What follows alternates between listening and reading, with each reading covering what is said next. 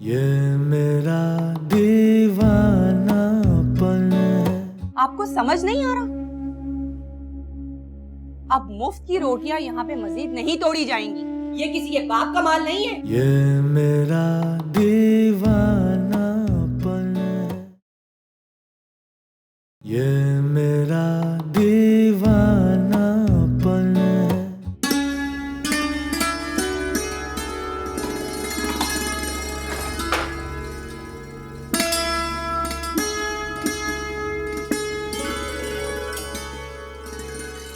या अरे तौसीका, असल में आपसे एक बात करनी थी। मैंने सोचा यहीं कर लूं, क्योंकि यही वो जगह है जहां उन दोनों बहनों के ना होने का मुझे यकीन है। अरे भाई नहीं, वो दोनों बहनें तो यहाँ भी आ जाती हैं।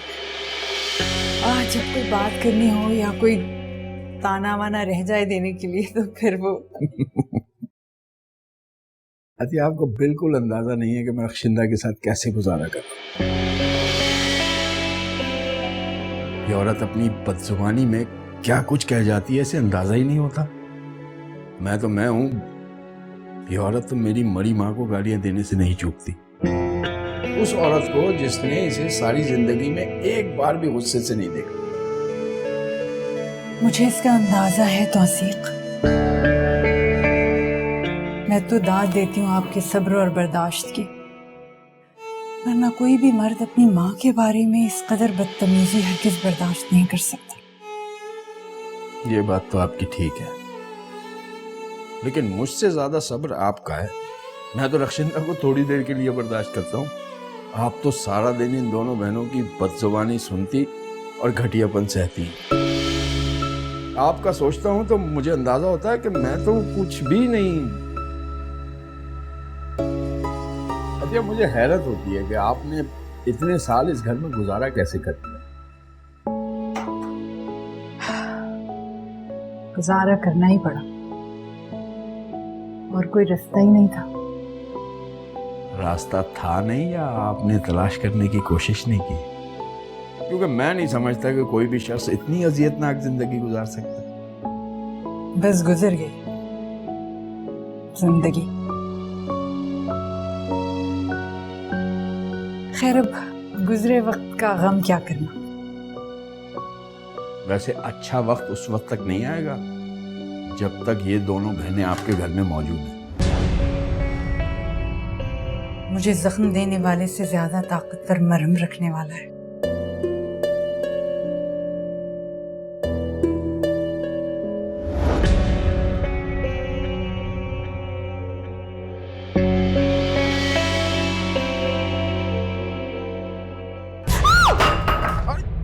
हटे हटे हटे, मैं सही करता हूँ।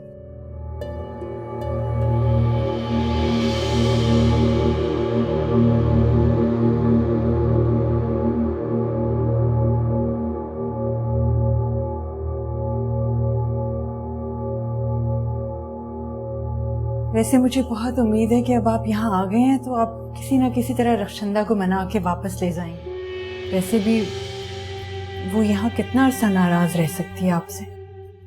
आपको मुझ पर यकीन है, और मैं आपके बारे में सोच सोच कर परेशान हूँ कि कहीं रक्षिंदा आपके साथ बदतमीजी ना करे।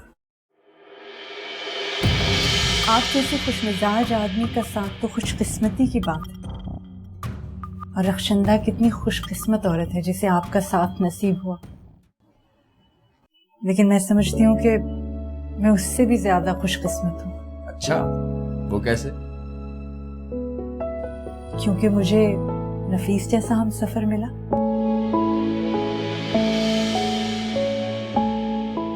वैसे आजकल वो मेरा बहुत ख्याल रखते हैं। ये तो बड़ी अच्छी खबर सुनाई आपने, वरना मैं तो आपके बारे में सोच सोच कर परेशान था कि आप दोनों बहनों को झेलती किस तरह। अब जबकि भाईजान आपका ख्याल रखते हैं तो फिर मुझे फिक्र कैसी। सच कहा आपने। अगर कोई एक शख्स भी आपकी तकलीफ समझने लगे तो दुनिया की सारी दी हुई तकलीफें कम लगने लगती हैं। क्या बात है भाई, क्या दोनों अपने अपने ससुराल की बुराइयां कर रहे हैं? वो क्या है भाईजान के अब हर वक्त तो मुनाफिकत नहीं हो सकती ना। हाँ, घर बनाए रखने के हुनर तो सीखने पड़ेंगे। भाईजान ये बातें अब यहाँ तो हो नहीं सकती। मेरा ख्याल है आप क्लिनिक पे चले, मैं भी थोड़ी देर में वहीं आता हूँ। ठीक है, ओके। वाकई आप खुशकिस्मत हैं कि आपको इस तरह के आदमी का साथ मिला है।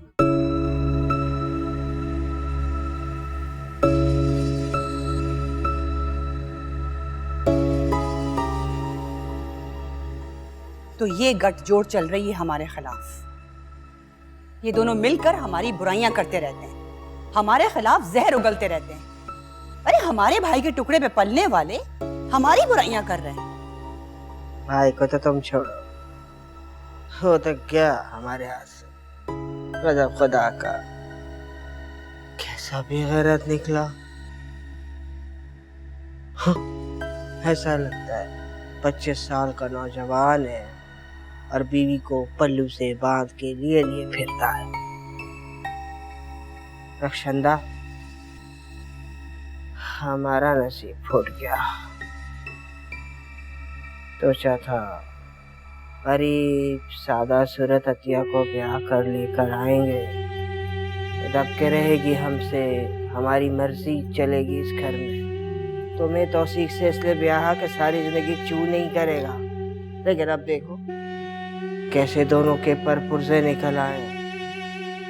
तौबा तौबा, कयामत के आसार, कयामत के। मैं तो सोचती हूँ कि अगर कोई कयामत हम पे टूटने वाली है ना, तो वो इन मनहूसों पे टूट जाए।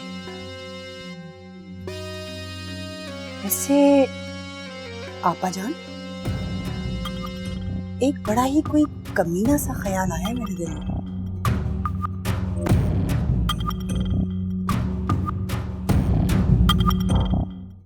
भाईजान अब आप ही बताएं मैं क्या करूं। मैं इसकी हर बात इसलिए बर्दाश्त करता रहा कि मुझे अपनी माँ से किए हुए वादे का पास था। उन्होंने मुझे इसकी हर बात सह जाने का मशवरा दिया, लेकिन आदमी कब तक बर्दाश्त कर सकता है। अब यहाँ आ गई है और वापस जाने से मना कर रही है।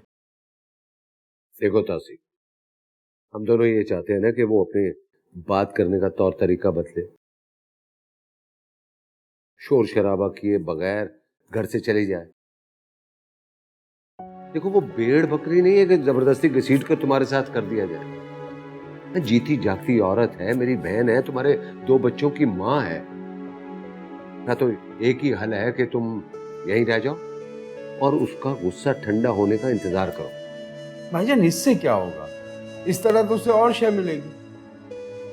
और आदमी कब तक बर्दाश्त कर सकता है जहरीले जुमले और कड़वी कसीली बात। देखो तौसीक, वो अपनी फितरत तो नहीं बदल सकती ना, उसकी कड़वी बातें तुम्हें बर्दाश्त करनी पड़ेगी। देखो मैं अपने घर का सुकून ठीक नहीं कर सका तो तुम्हारे घर का सुकून कैसे ठीक करूंगा। तुम्हारी 2 बच्चियां हैं और मैं चाहता हूं कि तुम दोनों का साया उन पर सलामत रहे। ये बात तो है भाईजान, लेकिन हर कोई आपकी तरह खुशनसीब तो हो नहीं सकता जिसे अतिया जैसी साबिर औरत नसीब हो। औरत का हुस्न तो एक लम्हे में देखा जा सकता है, असल तो उसकी सीरत होती है जो मर्द को जकड़कर उसका गर्विदा बना लेती है। देखो तुम इस जिक्र को छोड़ो और तुम ये फिक्र करो कि तुम्हारी बीवी क्या चाहती है। वो अतिया जैसी खातून नहीं है जिसे सिर्फ अपने शौहर के प्यार की जरूरत है। अब रक्षिंदा बेगम का तो एक ही आइडियल है, वो है उनके अब्बाजान। अब मैं कैसे उनके अब्बाजान की तरह खूबसूरत और लंबा तड़ंगा हो जाऊं और जेबें नोटों से भरकर लाऊं। भाईजान मैं तो सीधा सादा सा आदमी हूं, जो कुछ कमाता हूं उनके सामने जाकर रख देता हूं। तो आप मेरी बीवी के मद्दा निकले। भाईजान उनका मद्दा कौन नहीं होगा। इतनी साबिर, शाकिर, खामोश तबीयत और धीमा बोलने वाली खातून तो हर मर्द की कमजोरी होती है। अच्छा खैर छोड़ें इस बात को, ये बताएं कि आप मेरे यहाँ रहने का ऐलान खुद करेंगे ना?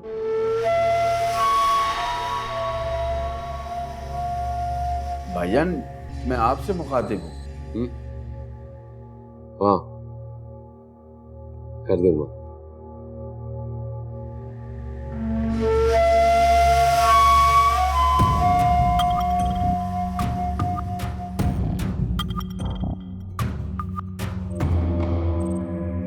ना ना रक्षंदा, ना, इस बात का यकीन दिलाना बहुत मुश्किल है।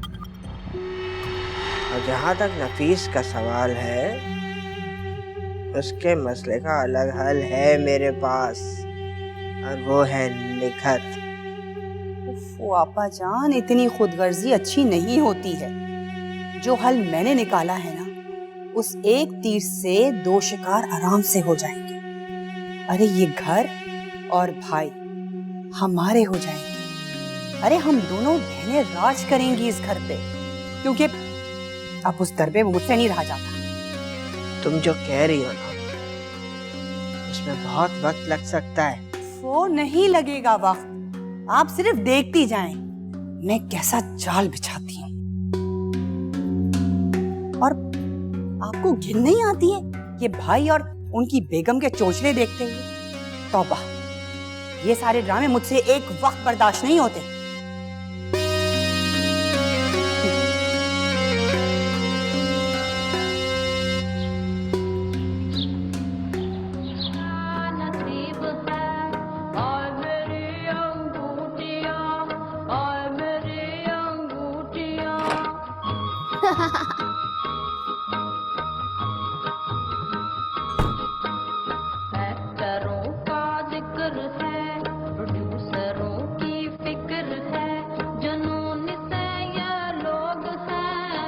मन कर ये खराफात। ये खराफात क्या होते हैं खाला जान? ये तुम देख रही हो, ये तो टीवी है। इसमें जो चल रहा है वो तो खराफात है ना। खाला जान, जो इसमें चलते हैं वो प्रोग्राम होते हैं। अच्छा भाई, वही प्रोग्राम। पर पहले तो आपने कहा था जो इसमें चलते हैं वो खराफात होते हैं। मीना, तुम मुझे माफ कर दो। पर मुझे तो माफ करना नहीं आता। अच्छा फिर तू चुप करके बैठ। हाय, बिल्कुल चुप करके बैठूं? हाँ जी, बिल्कुल चुप करके बैठ जाओ। कहाँ बैठूं? जहाँ बैठी हो वहीं बैठी रहो। ऐसे बा, तुम्हारी माँ कहाँ है? नहीं पता। हाँ मुझे पता है, पर आपने तो मुझे चुप करके बिठाया है। अच्छा बता, तेरी माँ कहाँ? पर अभी तो आपने कहा कि चुप करके बैठो। मेरी बहन, बता दे तेरी माँ कहाँ है। पर मैं तो आपकी बहन नहीं हूँ। अच्छा तुम चुप रहो। पर अभी तो आपने कहा कि बोलूं। मैं ही चुप रहती हूँ। तेरे साथ तो वो बैठे जिसको सजा देनी हो। ज़ेबा, अपने घर कब जाएंगे? तुम्हें तकलीफ है यहाँ पे कुछ? हाँ है, पर अभी तो आपने कहा कि चुप करके बैठो। अभी तो तुम बहुत बड़बड़ करके बोल रही है। मैं आपसे थोड़ी ना बोल रही थी, मैं तो ज़ेबा से बोल रही थी। ज़ेबा के साथ थोड़ी ना चुप करके बैठी हुई हूँ।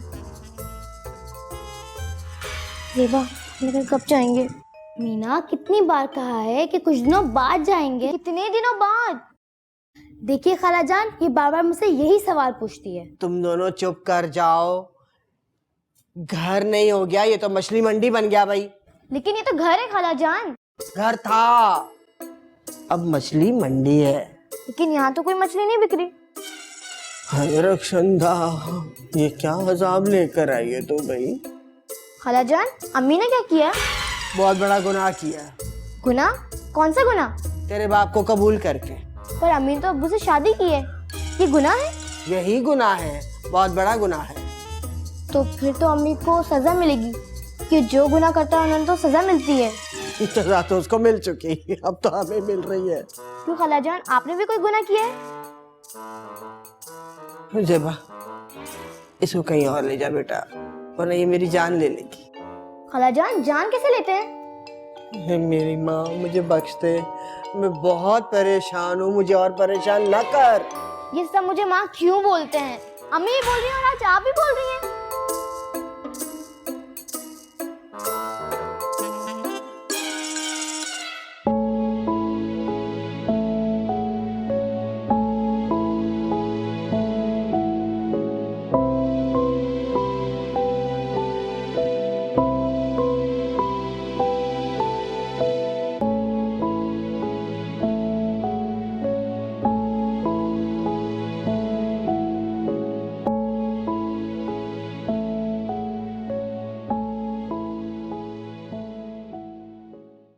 वो तुमसे कुछ जरूरी बात करनी थी।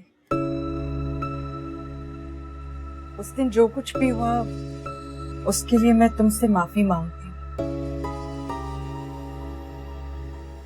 आप इतनी अहम कब से हो गई कि मैं आपकी माफी को इतनी अहमियत देने लगी? फिर भी जो कुछ भी हुआ उस दिन उसका जिम्मेदार तो तुम मुझे ही समझती हो।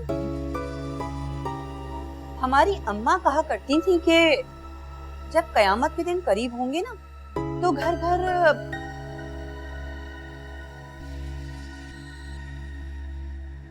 एक गंदा सा नाम लेती थी वो, औरत के रूप का, जो घर घर नाचेगी। लेकिन अब तो घर घर जो बहुएं हैं वो ऐसे सजती संवरती हैं कि बिल्कुल उन्हीं औरतों की तरह अपने शोहरों का दिल लुभाती हैं। लेकिन एक बात याद रखिएगा, अगर मेरा भाई आपके सजने संवरने की वजह से आपके पास आ भी जाता है ना, तो इस खुशफहमी में बिल्कुल मत रहिएगा कि आप वजह बन सकती हैं हम बहनों को इस घर से उखाड़ फेंकने की। मैं तो सिर्फ इसलिए तुम्हारे पास आई थी कि तुम्हारा ध्यान दिला सकूं, ताकि तुम अपने मियाँ की तरफ कुछ तवज्जो दो और उसकी इज्जत करो। आपकी तरह तवज्जो दूं? हाँ, तो इसमें क्या बुराई है अपने शौहर को खुश रखना, उसको इज्जत देना? ये तो उनका खुदाई हक है और हमारा फर्ज। ऐसे फर्ज आप जैसी औरतें अदा कर सकती हैं, और कभी सोचिएगा भी नहीं कि हम आपकी तरह हो जाएंगे, समझी? तुम्हारी इसी बदजबानी की शिकायत तौसीक कर रहे थे नफीस। ये तो कोई अच्छी बात ना हुई, तुम बात बात पर अपनी मरहुमा सास को ताने दो। ये तो तौसीक की शराफत है कि उसने अब तक कोई इंतहाई कदम नहीं उठाया। तो उठाए ना इंतहाई कदम। अरे उसका इंतहाई कदम रखती हूँ मैं अपनी जूती पे। देखो रक्षंदा, तुम्हारी आगे दो दो बेटियां हैं। अगर ऐसे ही हालात में तरबियत होगी तो कल को ससुराल जाएंगी। लगता है भाई ने आपको कुछ ज्यादा ही शय दे दी कि एक दिन में आप इतनी बड़ी हो गई हैं कि मुझे तौसीक के फैसले सुना रही हैं और मेरी बेटियों के मुस्तकबिल के बारे में मुझे बता रही हैं। ऐसी बात नहीं है, अब हम तुम्हारे बड़े हैं तो हम ही तुम्हें समझाएंगे। बड़ापन रखें आप अपने पास। इस घर में मेरे लिए बड़ा सिर्फ और सिर्फ मेरी अपनी बड़ी आपा जान है, समझी आप? उनके अलावा हर दूसरा आदमी मेरे लिए मैं रखती हूँ उनको अपनी जूती पे।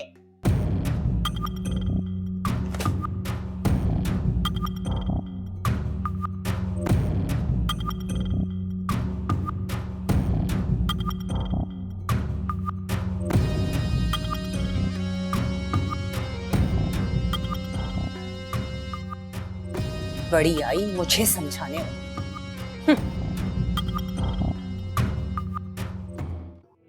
आपाजान, मैं तो गया ही नहीं था, आपके डर से नीचे बैठा था। तुम्हारे मुंह को तो निवाले लग गए इस घर के। ये मेरा दीवानापन है, ये मेरा दीवानापन है।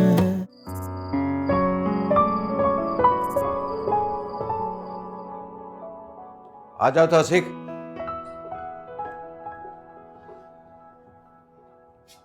अरे रुक क्यों गए? भाईजान वो हिम्मत जमा कर रहा हूँ। अब आ जा यहाँ से मरदूद, उसकी रोटियां तोड़ने आ गया। उठ यहाँ से, तू तो पूरी अपनी दादी पे गई। उठ।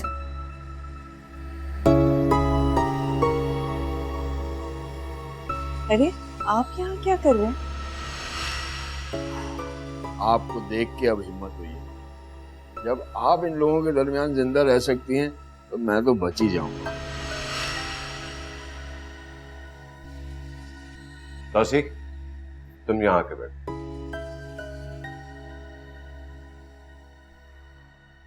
मेरा बच्चा, मेरा चांद का टुकड़ा। अब्बू, हम अपने घर कब जाएंगे? यहाँ तो कोई मेरे सवालों के जवाब नहीं देता, जिनसे पूछो मार ही जाते हैं। लो मेरा बच्चा, मेरा चांद का टुकड़ा। कौन मारेगा मेरी बेटी को? पर अब्बू, मेरा नाम तो मीना है। लेकिन मेरा तो चांद का टुकड़ा है ना भाई। पर उस दिन तो आपने मुझे दिल का टुकड़ा कहा था। अरे भाई, मेरा आप सब कुछ है, दिल, दिमाग, फेफड़ा, गुर्दा, नाक, कान सब। इन मुफ्तखोरों से इतनी आसानी से जान नहीं छूटेगी आपा जान। तौसीक, चलो तुम आप यहाँ बैठो। नफीस, तुम लाए क्यों ऐसे? अरे यार, आपा कैसी बातें कर रहे हैं? घर के दामाद है, कुछ तो ख्याल करे ना।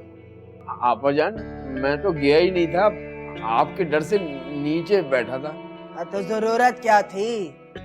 तुम्हारे मुंह को तो निवाले लग गए इस घर के। और तुम्हारी माँ की भी तो यही आदत थी, जब तक रात का खाना ना खा ले जाती नहीं थी। आपा, आपको क्या हो गया? तौसीक इस घर के दामाद है और ये उस दिन तक यहीं रहेंगे जब तक इनका और रक्षंदा का मामला रफा दफा नहीं हो जाता।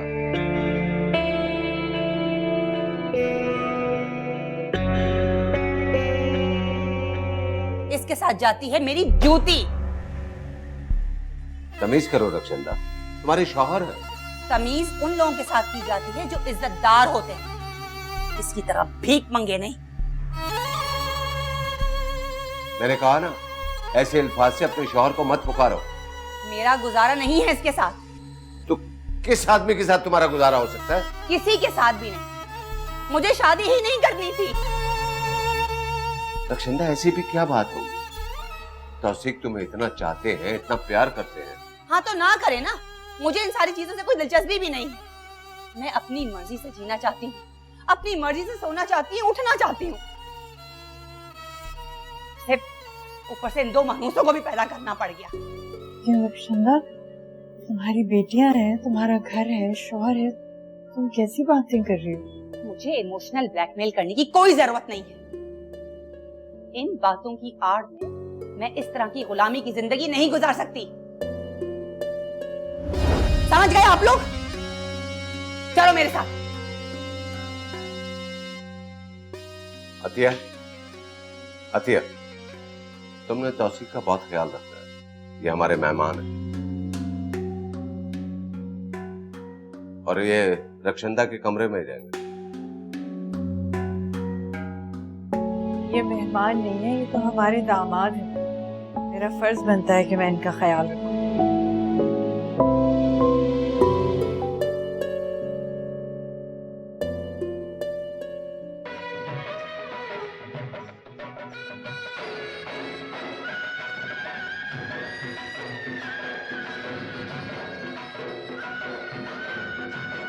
मेहताब, मैं आपको बाहर ले जाना चाहता हूँ। कैसे कहूँ?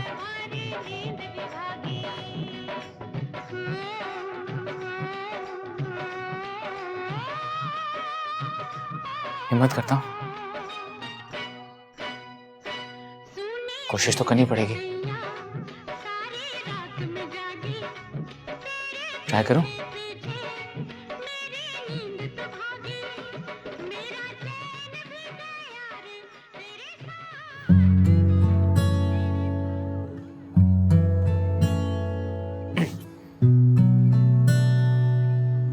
मेहताब, मेहताब,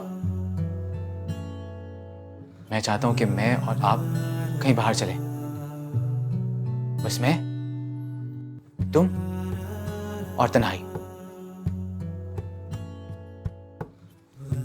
नहीं, सही नहीं है।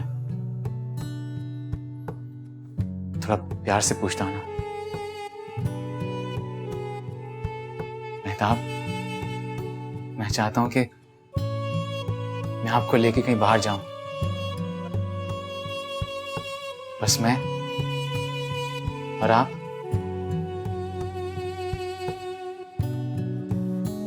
कहाँ जाना चाहेंगी? समंदर? समंदर आपको पसंद है? ठीक है, आप मेरे लिए वक्त निकालेंगे ना?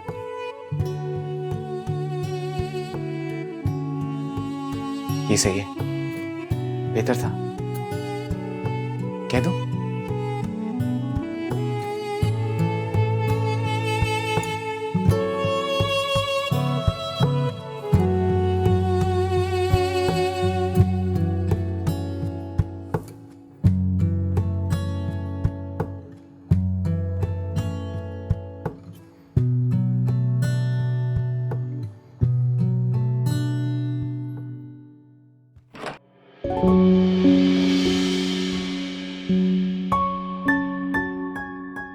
आपको कैसे पता कि मैं आ गया?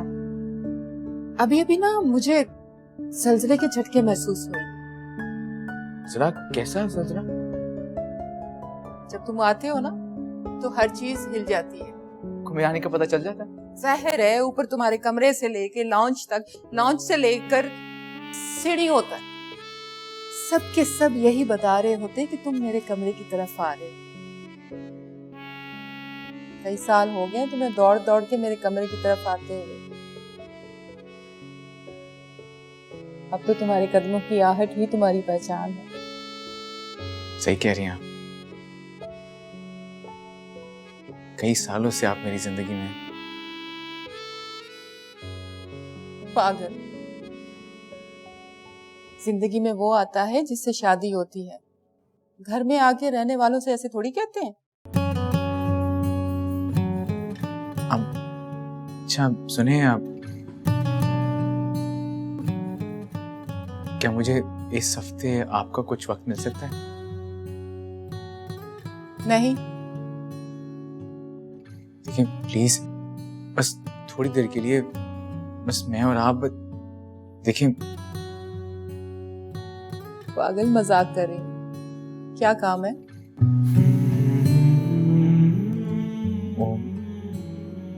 दरअसल ना मैं चाहता था कि मैं ना और आप कहीं घूमने फिरने जाएं। मेरा मतलब है कि मैं आपको कहीं बाहर घुमाने के लिए लेके जाऊं। बाहर? कहाँ? कहीं भी, समंदर चलते हैं। आपने समंदर देखा है? हाँ, मैंने तो देखा है समंदर, लेकिन तुम्हें अचानक कैसे शौक हो गया समंदर पे जाने का?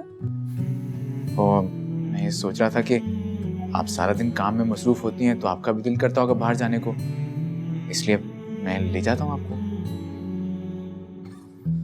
ठीक है, मैं तो चलूंगी, लेकिन और हमारे साथ कौन कौन जा रहा है? और कौन क्यों जाएगा? हम चलते हैं ना, मैं और आप। तुम्हें अकेले जाने की इजाजत मिल जाएगी? हाँ, क्यों नहीं मिलेगी, बिल्कुल मिलेगी। अब मैं बड़ा हो गया हूँ, अब मैं जा सकता हूँ अकेला, और आपको भी साथ लेके जा सकता हूँ। लेकिन हम जाएंगे कैसे? या मुझ पे छोड़ दें, मैं सब बंदोबस्त कर लूंगा, बस आप तैयार रहिएगा और हम जाएंगे। देख लेना कोई मसला ना हो जाए। तुम्हारी फूफो तो पहले ही मुझसे खफा है। उनकी किसको फिक्र है, छोड़े आप उनको। तुम्हें नहीं है, मुझे तो है। अगर कोई मसला हो गया तो यही कहा जाएगा कि मेहताब बड़ी है, उसी की गलती है। और अब मैं खुद पे कोई इल्जाम सह नहीं सकती।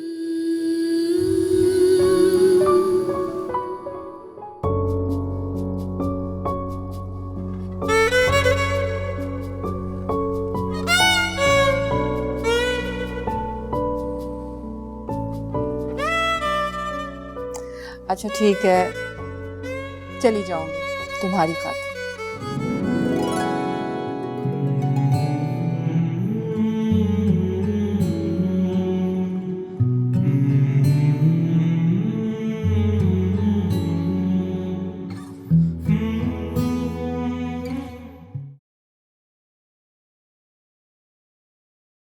अरे तौसी, आप यहाँ बैठे?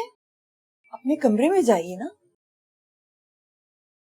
तंग आ गया हूं मैं बेइज्जत होकर। अब मेरा दिल किसी औरत के दिल की तरह कांपता है। मुझे खौफ महसूस होता है रक्षिंदा के जहरीले जुमलों से। देखिए तौसीक, ऐसा मौका आपको कुदरत बार बार नहीं देगी। अभी तो नफीस भी आपके साथ है। आपको चाहिए कि आप रखशिंदा को जरा सख्ती से डील करें। उसे कोई हक नहीं पहुंचता कि वो हम दोनों को इस तरह जलील करे। हाँ ना, देखें, गरीब आदमी का बेटा होना इतना बड़ा जुर्म है कि मर्द मोतबर शौहर ही नहीं बन सकता। अब देखिए ना, मैं क्या कोई इतनी बदसूरत हूँ? एक बेटा होने के बावजूद मुझे अपने शौहर के करीब जाने का हक नहीं। बस क्या बताऊं, कैसी कैसी बातें सुननी पड़ती हैं। मैं तो कहती हूँ इस औरत को एक नहीं 100 थप्पड़ लगने चाहिए। अगर ये मुझे अपने भाई से बिला जवाज पिटवा सकती है तो आपके पास तो वजह थी जो आपने हाथ उठाया उस पर।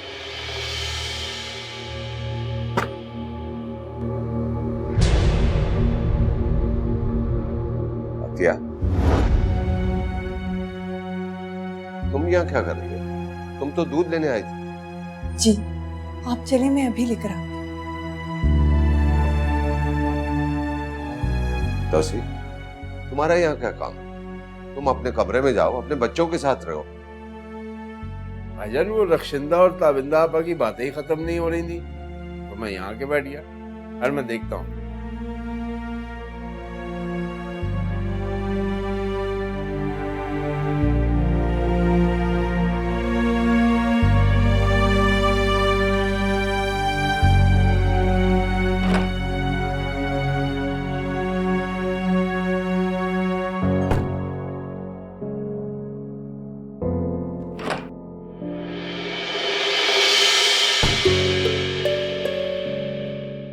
रखशिंदा, अरे अरे अरे, क्या कर रहे हो तुम? मेरे कमरे में क्या कर रहे हो इस वक्त? सोने आया हूँ, भाईजान ने भेजा। अरे भाईजान को कहो, उनका इतना बड़ा घर है, तुम्हें सोने की कोई और जगह दें। ये मेरा कमरा है, जाओ यहाँ से। रखशिंदा, बहुत हो गया तमाशा। हाथ हटाओ, हाथ हटाओ।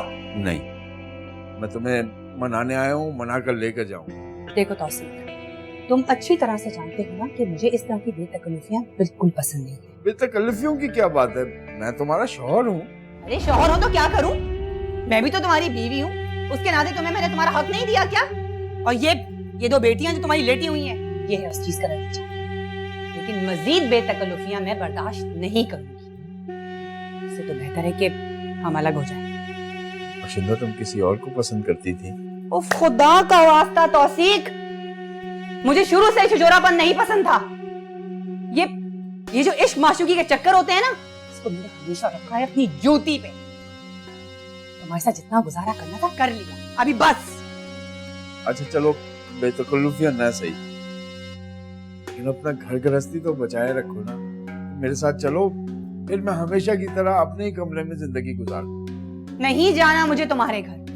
तुम भूल गए तुमने मेरे साथ क्या किया, लेकिन मैं नहीं भूल सकती। उसको भुलाना इतना आसान भी नहीं है। तो मैं माफी तो मांग रहा हूँ। मुझे तुम्हारा ना ये एहसान नहीं चाहिए। मैं तुम्हें अपने गले में घंटी की तरह लटकाए लटकाए अब थक चुकी हूँ। बस तुम्हें अपनी बेटियों से मिलना हो, आओ मिलो। लेकिन और तुमसे मिलना हो तो? अरे तुम तो बड़े ही एहसान फरामोश इंसान हो। शुक्र करो कि मैंने तुम्हारी नस्ल बढ़ा दी। बस इतना ही मैं तुम्हें बर्दाश्त कर सकती हूँ, इससे ज्यादा नहीं करूंगी। और अभी जाओ मेरे कमरे से। देखो, मैं बाहर जाऊंगा तो तमाशा बनेगा, और वो बात जो दुनिया से छुपी हुई है कि हम एक घर में एक छत के नीचे रहते हुए भी अलग अलग कमरों में सोते, वो बात भी खुल जाएगी। हाँ तो खुल जाए ना, मैं खुद भी चाहती हूँ, क्योंकि ये सही वक्त है कि खुल जाए। नहीं अगर खुली ना तो मैं सबको जाके सब कुछ बता दूंगी। समझ आ गई तुम्हारे? अभी मेरा मुंह क्या देख रहे हो? जाओ यहां से। ठीक, हटो रास्ते से।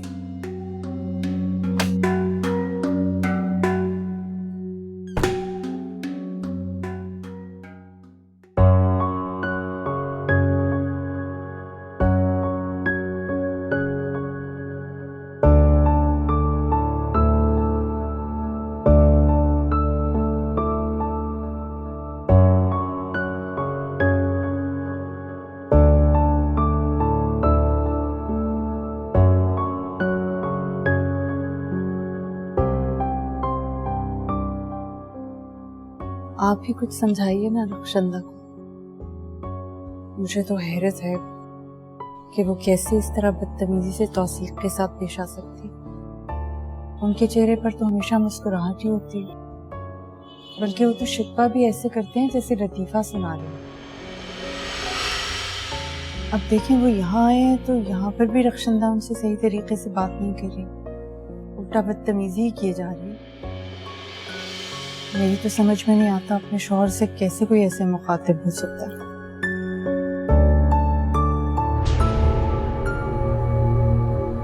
आप मुझे ही देखे जा रहे हैं, कुछ कह ही नहीं रहे, मैं ही बोले जा रही हूँ।